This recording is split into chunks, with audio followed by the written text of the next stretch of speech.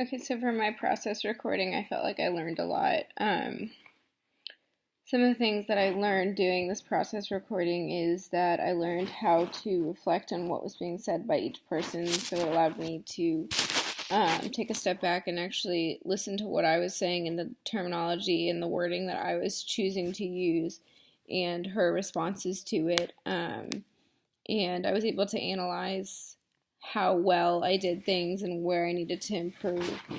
I also became aware of some underlying things that I didn't notice during the interview. So there was a couple of responses that she had to some of the questions that were like some of the pauses that she did, and just some of the way that she said things helped me to really realize, there was probably some underlying meaning to that. So being able to go back and reflect on that was very helpful. It gave me insight on how to respond. So there were some of the situations where she said something, or there was kind of like the end of one topic that we were talking about, and I had kind of been like, oh, I probably should have responded with this, or I should have responded this way.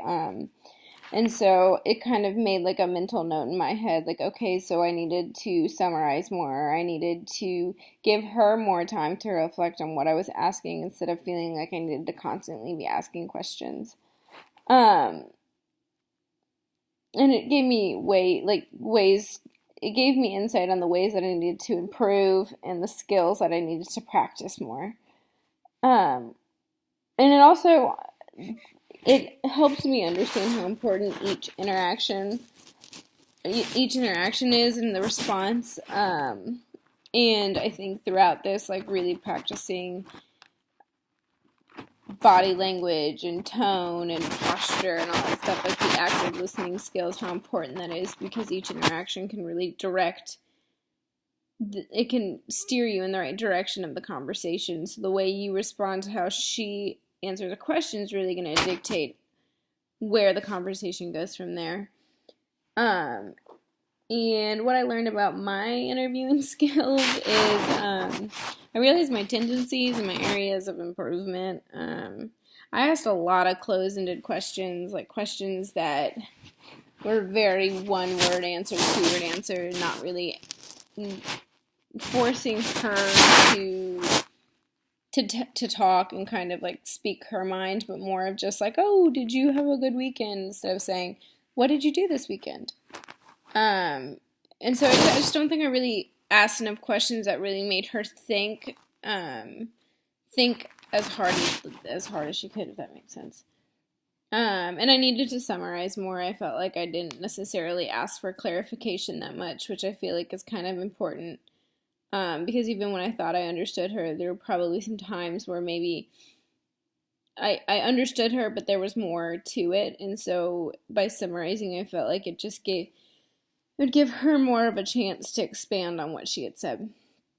And I saw the dynamics of our relationship. So I've only been working with this girl for a couple weeks, so I haven't really had a feel of like what our relationship's going to be like and what it's going to stand on. So it helped me see the dynamics of it. I mean, she's 11, so I just saw some tendencies of hers that were very true to an 11-year-old. So I think that gave me some insight for maybe future interventions, just to keep that in mind when she responds a certain way. I did realize that I'm more insightful and aware than I thought. I felt like there were some things that I handled rather well with her. I'm supposed to be working on like a daily self-care chart with her, and I think that I did a good job helping her think through that. So I think on a positive note, like I was very proud of myself for being more equipped than I thought I was. And like I had mentioned before, I think that it just gave me a lot of insight on my tendencies and like how important each interaction is and how important each response is between client and worker. Just how that can really dictate where the direction of the conversation going.